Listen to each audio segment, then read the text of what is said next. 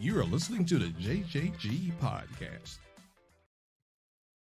And welcome to today's podcast. Today we're going to begin the podcast talking about transfer portal. So, May the 1st is the deadline for transfer players to compete in the 2022-23 season.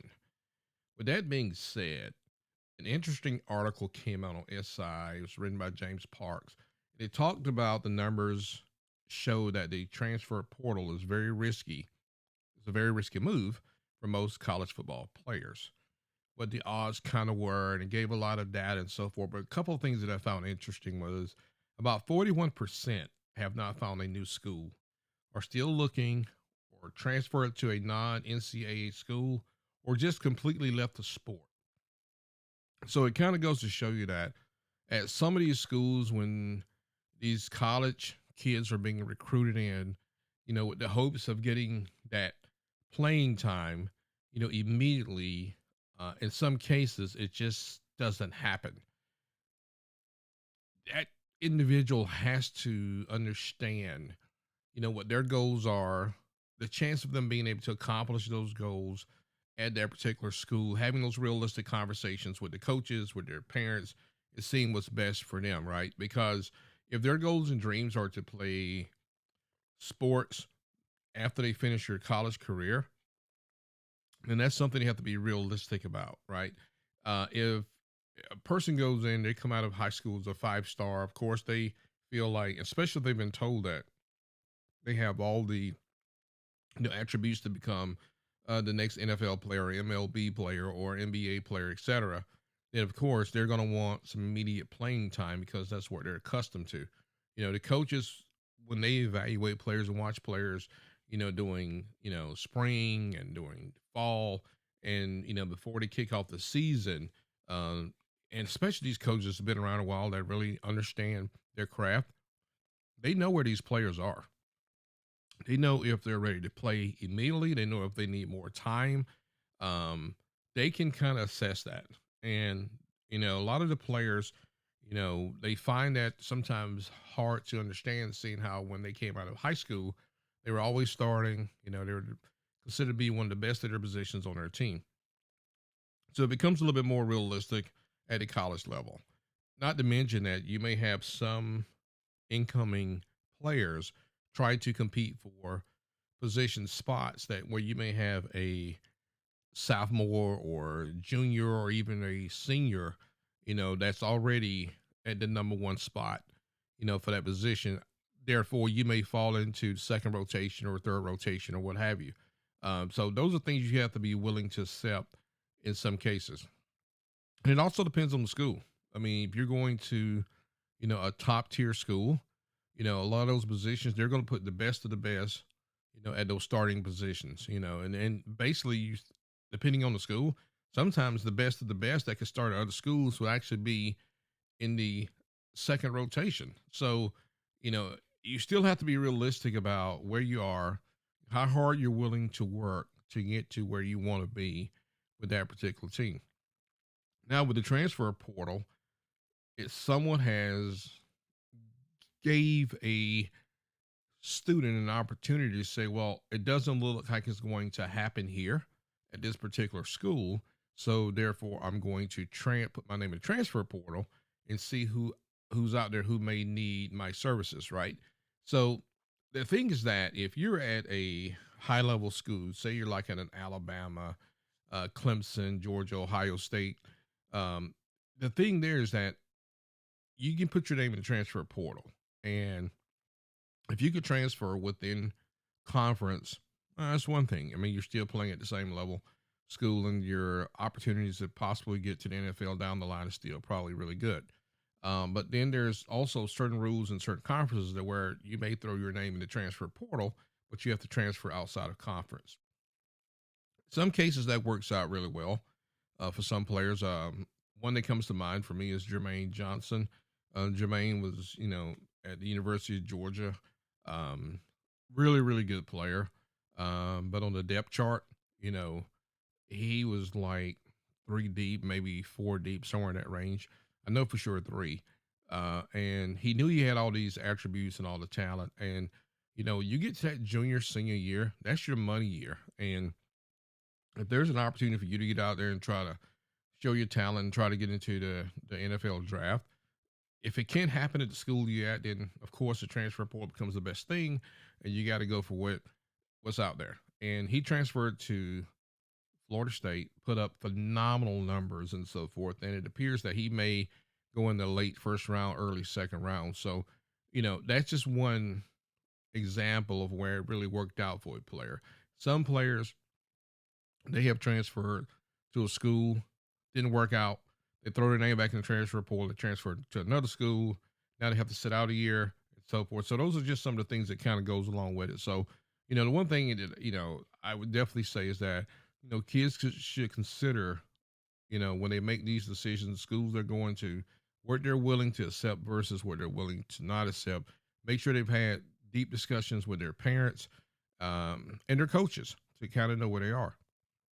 The other thing about the transfer portal, especially now that they have the NIL, and we'll talk a little bit about NIL, the name, image, likeness. Transfer portal now for a lot of the coaches out there, and there's no evidence or if anybody doing this. It's just kind of, you hear people talk about it.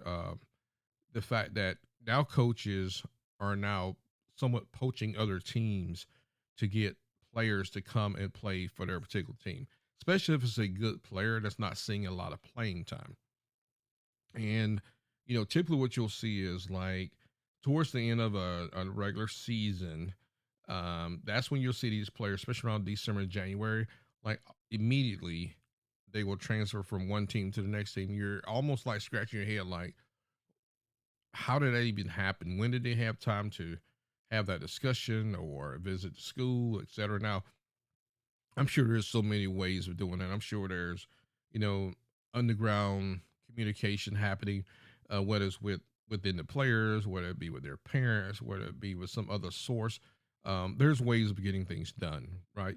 And it doesn't necessarily have to even involve the coaching staff whatsoever or the school itself to get these things done. So I do think there has to be some sort of rules in place when it comes to the transfer portal. And if someone is caught or if a school is caught associated with poaching a player from another team and so forth, I do think there should be some sort of ramifications that school should incur. Same thing with NIL. So NIL, name, image, and likeness, should be for the player. I think that's what it was initially put in place for.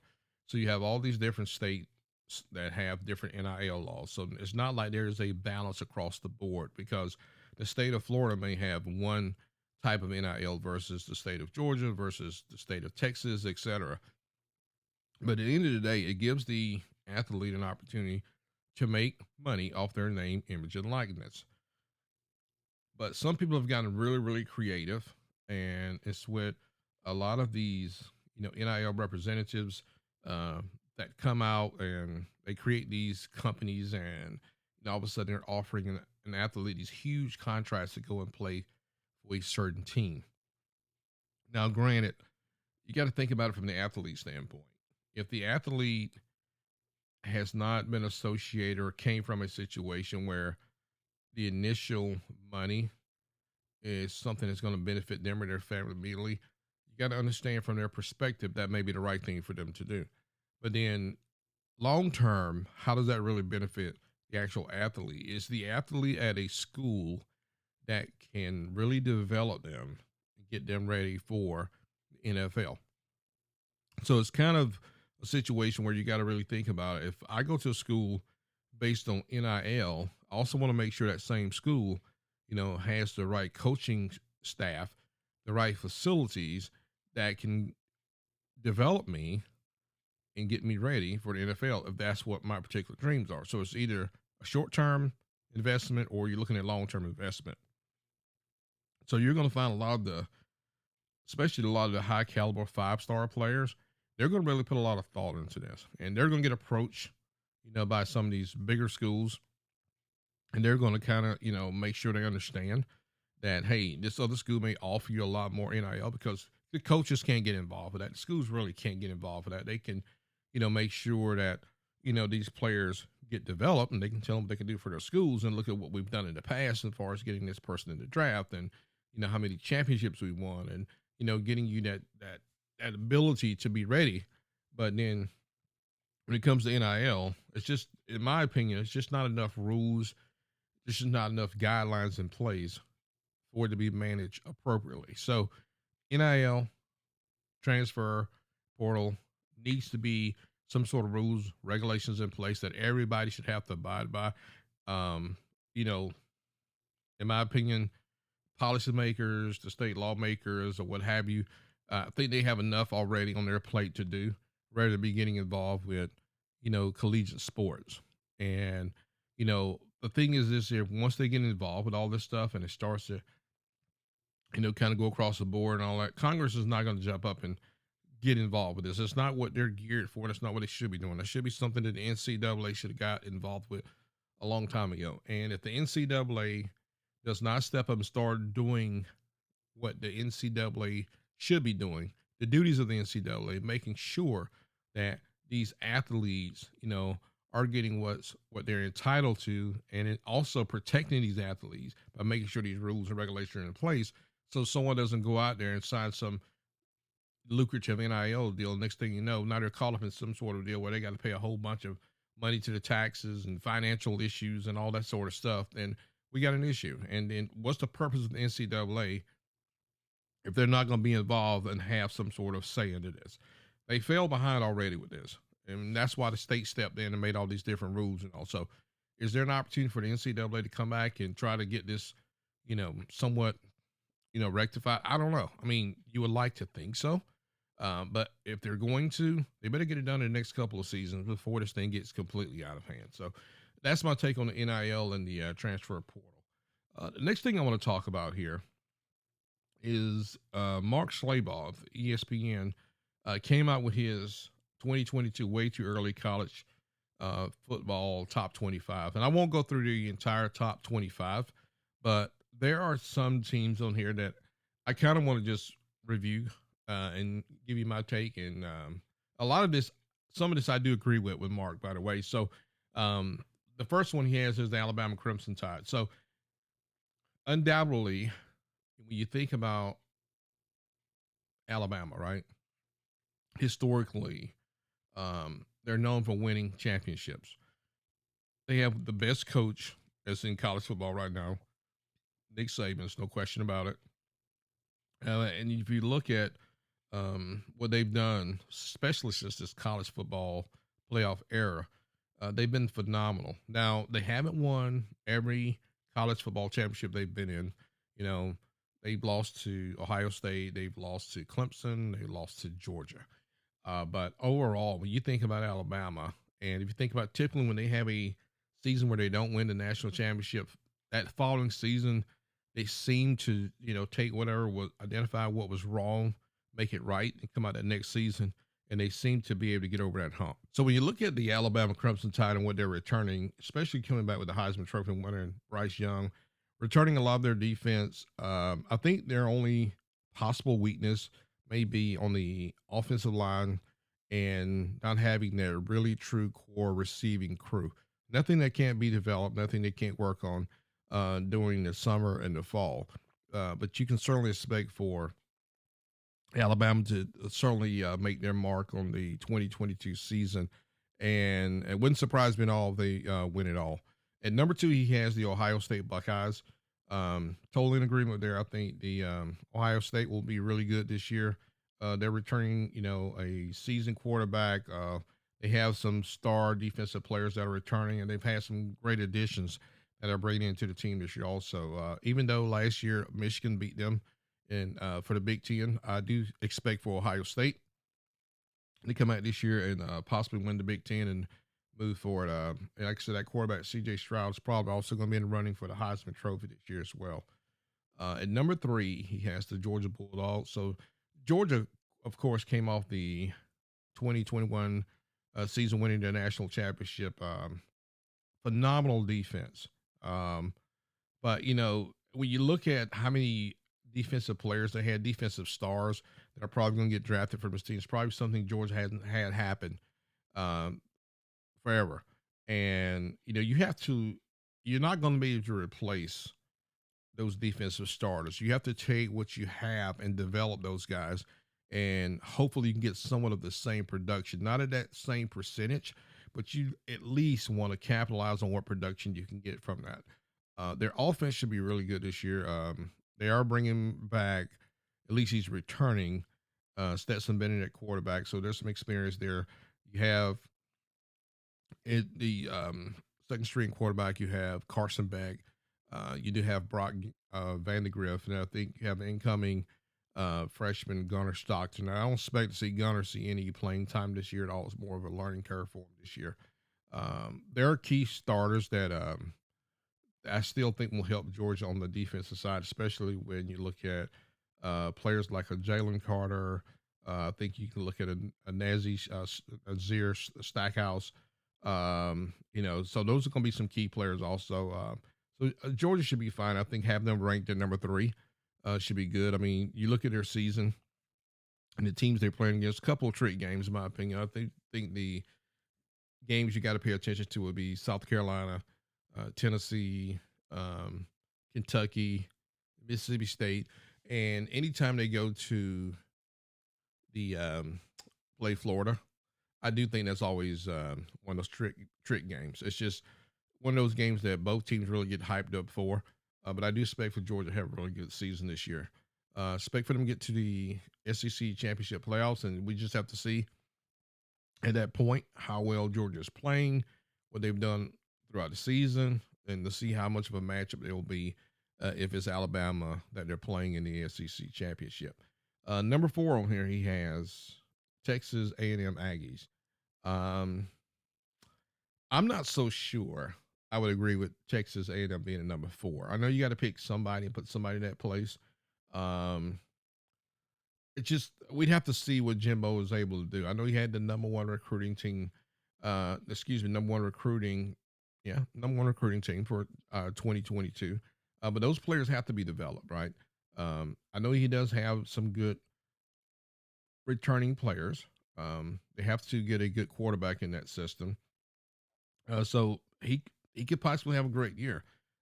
It could be a year where you could see it being a 9-3. It could be an 8-4. I mean, who knows? We'll have to see how everything develops out. But if it's not this year with Jimbo, I think a lot of pressure will start to build. And then next season, especially with all these number 1 recruits he brought in this year, these 5 stars and so forth, you'd hope to see, it start to pay off. So having them at number 4, according to Mark, I think it's iffy. I would probably put them at maybe 5 or 6. At number 5, he has the Michigan Wolverines. I do think Michigan is going to be somewhat good this year again. So I really don't have a problem them being at number 5. I may have even put them at number 4 in that case. At number 6, he has Notre Dame. At number 6, didn't get a chance to watch the spring game. Them, they're coming in with a new coach. Have to see how well he does at Marcus Freeman at the head coaching position. But they're going to be in the top 10 regardless. So Notre Dame should probably have a pretty decent year. Number 7, they have the Utah Utes. I do think Utah is going to be a top 10 team top 10 team for sure. Whether they be number 7, I don't know. I do know they kicked their season off against Florida, so I'm certainly interested in that game to see how well that goes. Number 8, he has the North Carolina State Wolfpack. Didn't get a chance to see their spring game, but I do think that they're returning about 8 players on offense and 10 on defense. So they should have a decent season. Number 9, he has Oklahoma State Cowboys. I think they're returning quite a bit also. I think they got like 7 or 8 offensive players and 6 defensive players. So they should be okay as well. Number 10, he has the Michigan State Spartans. But they're only returning 5 on offense. But their defense is going to be pretty stout. They'll have like 9 defensive players. And, that's kind of Mel Tucker's MO. He's really good defensive coach. So let's see what Michigan does. But what's interesting to me is, and this is where I'm going as far as I'm going with his top 25, is number 11, he has Clemson Tigers. I actually expect for Clemson to get better this year. And when we go back and look at the list. We talked about number 5. I actually thought Clemson should be at number 5. I really do think that Dabo's going to shore it up. I know they lost a lot of their assistant coaches. Brett Venables went to Oklahoma, and I know he was really key to that defense and so forth. But you know, I think Dabo's one of those coaches that he talks a lot. He's always has his opinion and he's entitled to it. But I think he also understands that with as much success they've had, especially during this college football era, that this is the year he needs to really have that team do a turnaround. And I think because they had so many players hurt last year and so forth, I think I look for them to improve and get better this year. So I'm not saying they should be number 5, but I do think they should probably be in that top 10 somewhere. So anyway, that was Mark's list from ESPN with the top 25. Okay, so we're now done with spring football, and if you listen to a lot of the coaches and all, everybody feels really good about where they are, and they really feel like they're going to have a good season and so forth. But what I can tell you is that we got a couple more days to see what happens with the transfer portal.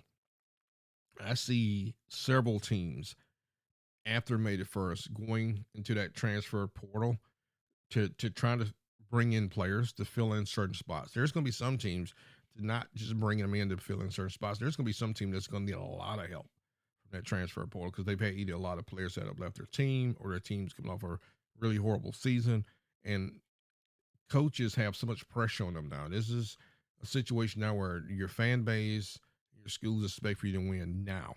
So they have to go out, have to find those players that they really feel like can help them get a win here or there, or get a close game to start to that develop process. Right. We're also they're also in the era of recruiting, so you're going to see a lot of coaches out on the recruiting trail trying to recruit players and so forth. And you'll read a lot, whether it's in Rivals or 247, about recruiting rankings and so forth, and also you'll see a lot of that happen. You also have the draft coming up, the NFL draft, where a lot of teams will they expect to use some of that to also be able to catapult them during their recruiting. Um, this year, you can expect to see Georgia do very well. Alabama always does well.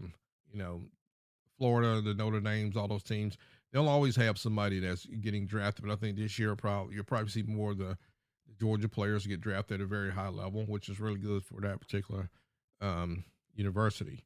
Then, as we progress throughout the year, we'll come out with some other podcasts to talk a little bit more about what we're hearing, on the trail and so forth. But I do expect for 2022 to be an interesting year. I do expect that by the end of the season, unless there's some major injuries or what have you, um, I do expect to see a Georgia, Alabama, Ohio State, and possibly, um, yeah, I'm going to say possibly a team from the ACC, which could be Clemson.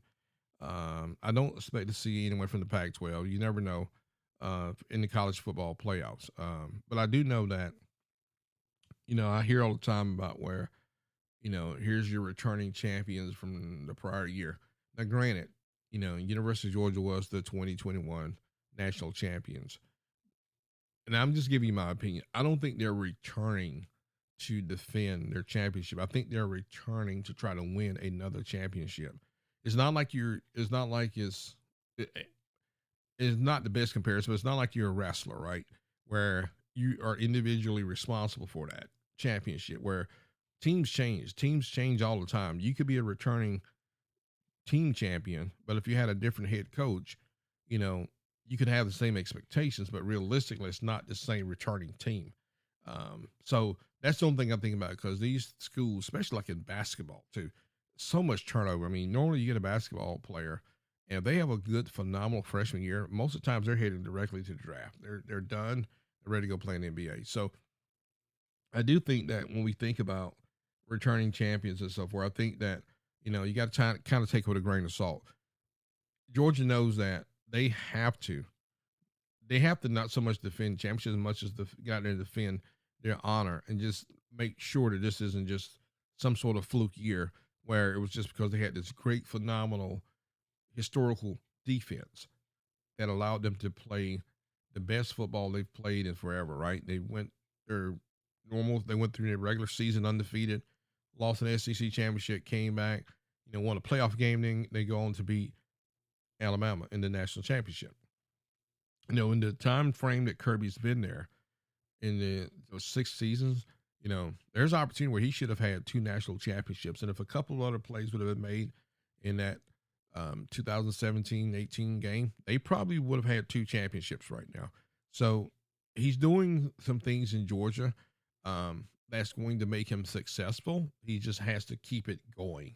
Whereas if you look at like a Nick Saban, it is understood that if you come to Alabama that you're playing for championships.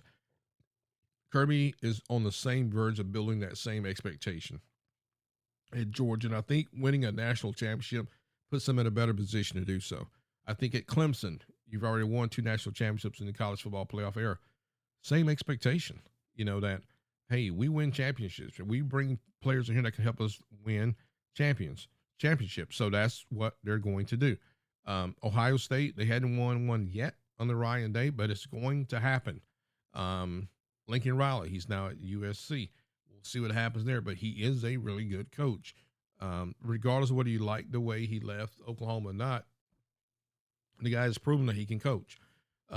Oklahoma, we'll have to see what Brent Venables do. We know where Oklahoma was with Lincoln, so we'll have to see if Oklahoma can kind of keep that same momentum going. LSU, I expect for Brian Kelly to win. Now, I don't know when he'll get into a playoff, but he's a winning coach. So he'll get LSU where they need to be. Jimbo Fisher, same thing. He came from Florida State, won a national championship at Florida State. But he's now, in my opinion, he's been in the SEC long enough now to understand that SEC is a lot harder conference, right, to play in versus a conference like the ACC. And this is no disrespect to ACC. It's just the SEC goes out, plays a different style ball. They go out and try to get the best players. And that's what Jimbo did this year. That's why he got the #1 recruiting class.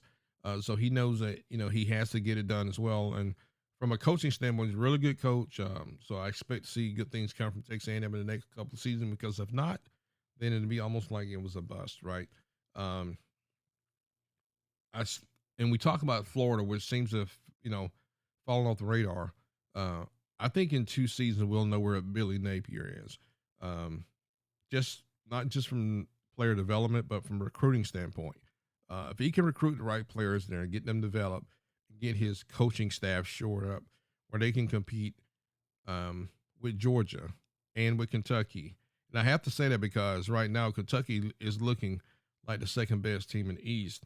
And I'm going to say Tennessee is right there also. So these coaches aren't just sitting around anymore. You got South Carolina is on the up and up. You have Tennessee, who has Josh Heupel, who, likes to get it done. He's one of those coaches, from an offensive standpoint, knows what he's doing. I think that Shane Beamer's brought a lot of enthusiasm to South Carolina. I think, Napier will do a good job at Florida. Florida fans have to be patient. You just got to give him time. I think he'll do a good job there. But I think that, Georgia's still the team in the East, at least for the next season or two. Then eventually we'll see all these East-West go away, right? Because once Oklahoma and Texas comes into the SEC, I don't expect to see any conferences anymore. I've heard talk of this from other talk shows and other analysts that they'll probably go to some sort of system, some sort of pods or something like that. So Georgia and Florida will still play each other, I'm sure, and Georgia will still play Auburn, and I don't know if it'll be like Tennessee on a regular basis or Vanderbilt, or will they become part of their rotation? But nevertheless, I do think that SEC is set up right now from a conference standpoint to continue to drive their momentum, especially bringing Oklahoma and Texas in the next couple of years, kind of position themselves to continue to win championships, right? Then I think after them, you're probably looking at the Big Ten with Ohio State and Michigan. And then following them, it's got to be between the ACC, the Big 12. At some point, depending on what Lincoln can do, maybe you can get, the Pac-12 into that conversation. So anyway, hey, thanks for listening to today's podcast. I really appreciate it. Share, like, and subscribe to our channel, and we will talk to you later.